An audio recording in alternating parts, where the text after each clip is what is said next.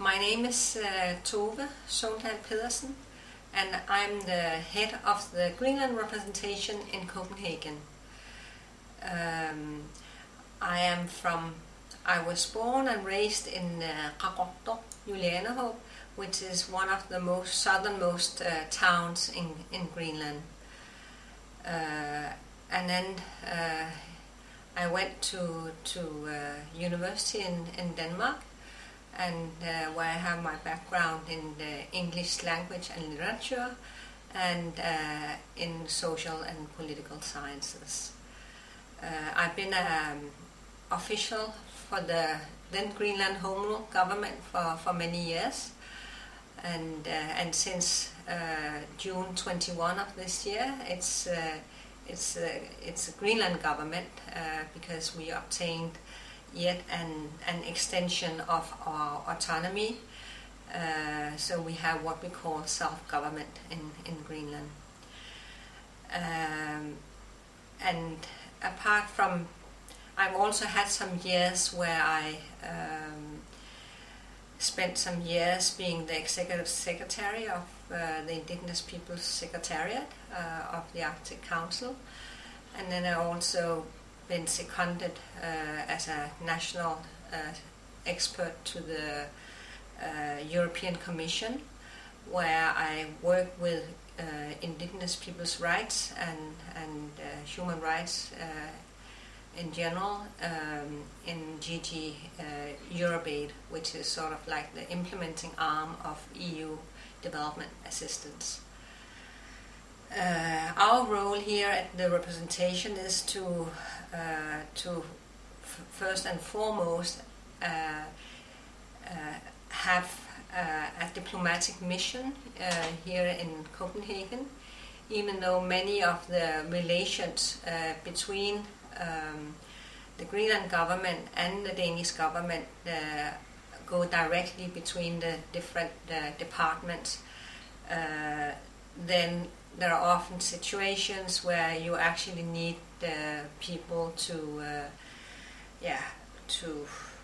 facilitate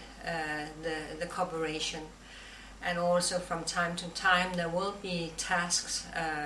and issues where it's convenient to have people placed here in Copenhagen. Apart from these, and then of course we are closely involved in conducting what we can say public diplomacy, where we brief the public, journalists, the media, and also the diplomatic corps here in Copenhagen on developments in Greenland. And likewise, we will also have many guests or come to us wishing to have a briefing on general and specific issues that are things that are going on in Greenland. And then some of our colleagues are also involved in administrative issues, because we have a few areas where we still need to have and probably will continue to do so, have very close relations with Denmark, and so we have colleagues who work on tax issues, dealing with double taxation issues. We have colleagues working with the administration of a little more than 100 severely handicapped people who are placed, who need specialized care and attention, which we are not able to provide with them in Greenland. So they are placed in special institutions in Denmark, and then of course there is some administration evolving around the handicapped people. And then we also have supervisory responsibilities in relation to the 4 houses of Greenlanders, as we call them. They are placed in the 4 biggest cities, and they have, among them, they have divided the Denmark, and their role is first they serve as a cultural house, as a community house for Greenlanders living in Denmark, and for people interested in Greenland and Greenland issues. And then they also have social counseling, where they have a brokering role between Greenlanders with social problems or issues and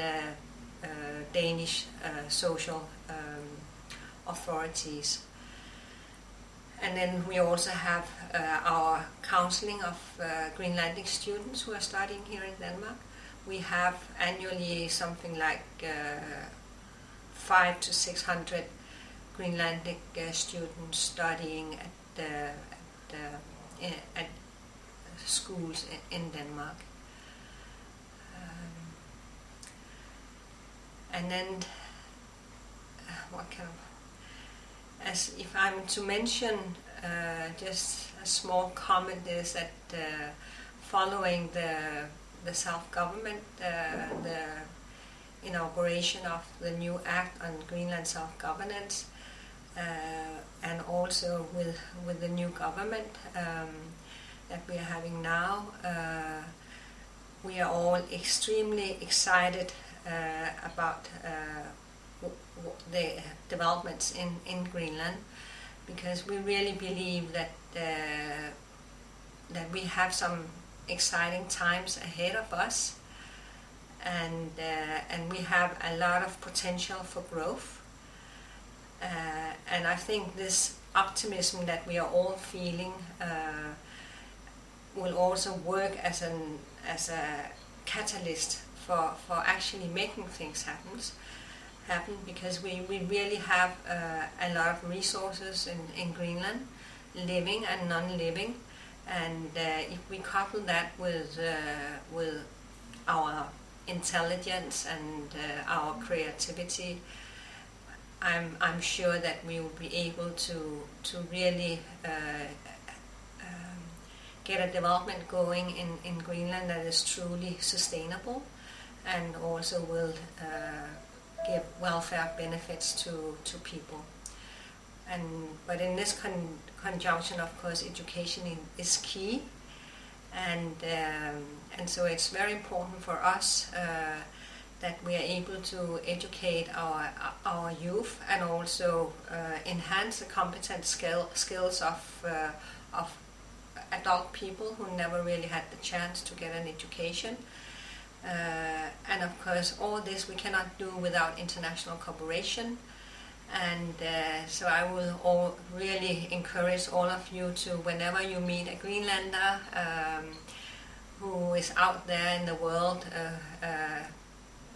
to have an education and to gain some experience, that you welcome this Greenlander and take good care of him and her, and thereby also become a friend of Greenland.